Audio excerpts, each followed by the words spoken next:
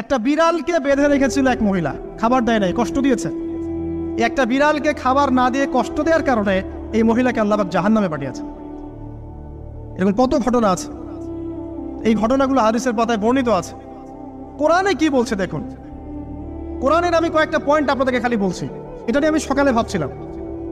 আল্লাহ পাক আদম আলাইহিস সালামকে সৃষ্টি করেছেন আমরা সবাই জানি, কিন্তু আল্লাহ পাক সূরা সাদের মধ্যে বলছেন ইবলিসকে, হে ইবলিস, তোমাকে কিসে বারণ করলো আদমকে সিজদা করতে, যে আদমকে আমি নিজের হাত দিয়ে সৃষ্টি করেছি।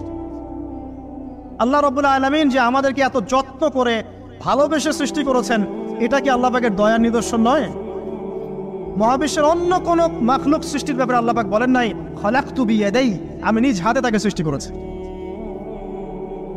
শুধু সৃষ্টি নয়, সৃষ্টি করার পর আল্লাহ পাক তাকে সমস্ত নাম শিক্ষা দিয়েছেন। এই যে জ্ঞান শিক্ষা দেওয়া, জ্ঞান